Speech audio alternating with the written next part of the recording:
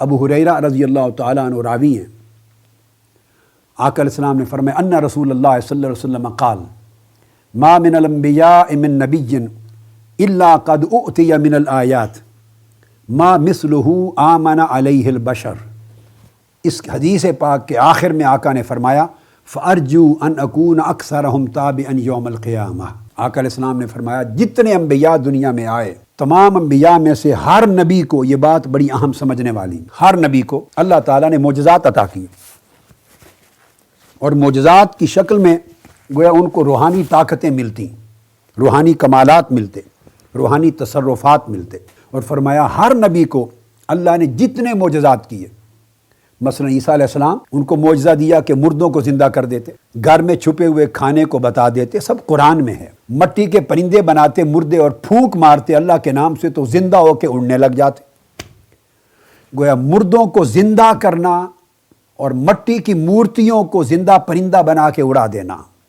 یہ معجزات تک بھی عیسیٰ علیہ السلام کو ملے تھے، قرآن گواہ ہے۔ اور کوڑی اور برس زدہ لوگوں کو ہاتھ پھیر کے شفا یاب کر دینا، لا علاج مریضوں کو۔ موسیٰ علیہ السلام کو معجزے ملے، ہاتھ کا روشن ہو جانا، عصا مارا تو زمین کے چشمے پھوٹ پڑے، گویا زمین پر طاقت اور تصرف دیا۔ دریائے نیل میں عصا مارا تو راستہ بن گیا۔ یہ میں نے چند نمونے صرف 2 دے دیے، آپ اس کو بڑھاتے چلے جائیں۔ یہ سب معجزات انبیاء علیہ السلام کو ملے،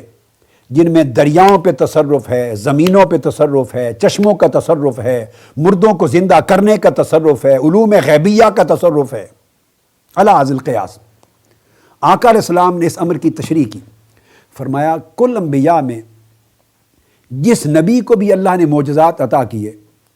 تو ایک اللہ نے اصول بنایا، اصول، پرنسپل، ڈیوائن پرنسپل، کہ کس نبی کو کتنے معجزات دینے ہیں،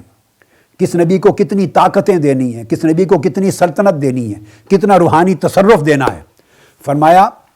ما مثلہ آمن علیہ البشر، اس نبی پہ جتنے لوگ ایمان لاتے، جتنے لوگ ان کی امت میں شامل ہوتے اور ان پر ایمان لاتے، ان ایمان لانے والے افراد کی تعداد کی مطابقت سے ان کو اس قدر معجزات دیے جاتے۔ جس نبی پر 2، 4، 10، 15، 20 افراد ایمان لائے، ان پر اسی طرح کم معجزات ان کو ملتے۔ جن پر سینکڑوں ایمان لاتے، ان پر سینکڑوں ایمان لانے کے حساب سے اتنے معجزات ملتے۔ جن پر ہزاروں لوگ ایمان لاتے، ان پر ہزاروں کے حساب سے معجزات دیتے۔ جن پر لاکھوں لوگ ایمان لاتے، ان پر لاکھوں لوگوں کے حساب سے ایک عدد متعین کیا جاتا، اس تعداد کے مطابق معجزات ملتے۔ یہ پرنسپل تھا اللہ پاک کا کہ کس نبی کو کتنا عطا کرنا ہے۔ اور فرمایا سب سے بڑا معجزہ قیامت تک زندہ رہنے والا قرآن ملا، ایک، اور دوسرا فارجو ان اکون اکثرہم تابعا یوم القیامہ، اور فرمایا کہ قیامت کے دن جب سارے نبی اپنی اپنی امتیں لے کر آئیں گے، جن کی امتوں کی تعداد کی مناسبت سے ان کو معجزات ملے تھے، کل انبیاء جب اپنی ساری امتیں لے کر آئیں گے تو فرمایا آدم علیہ السلام سے لے کر عیسیٰ علیہ السلام تک تمام انبیاء کی امتیں ایک طرف، اور تنہا میری امت کا عدد سب نبیوں کی امتوں سے بڑھ کر ہوگا۔ اور ایک حدیث میں ہے کہ 100 صفیں بنیں گی جنت میں، اور 100 صفوں میں 20 صفیں کل انبیاء کی امتوں کے افراد کی ہوں گی، اور 80 صفیں امت محمدی کے افراد کی ہوں گی۔ جب یہ حضور علیہ السلام نے اصول بیان کیا تو اس سے پتہ چلا کہ کل انبیاء کو جتنے معجزات ملے، لازم ہے، واجب ہے کہ وہ سارے کے سارے مصطفیٰ کو عطا کیے جائیں۔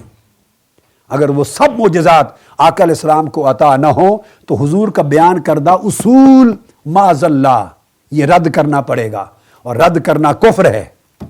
ہو نہیں سکتا۔ ایک روایت میں 120 صفوں کا آیا ہے کہ 20 ان کی اور 100 میری امت کی، تو گویا 5 گنا زیادہ کل انبیاء کو ملنے والے معجزات سے ان کا ٹوٹل کر لیں تو ان کے ٹوٹل سے 5 گنا زیادہ معجزات تاجدار کائنات کے ہونا لازم ہے۔ گویا ہر قسم کا معجزہ جو کسی کو ملا، اگر کسی کو مردہ زندہ کرنے کا معجزہ ملا تو وہ مصطفیٰ کے پاس بھی ہے، کسی کو مورتیوں میں پھونک مار کر اڑا دینے کا معجزہ ملا تو وہ مصطفیٰ کا بھی ہے،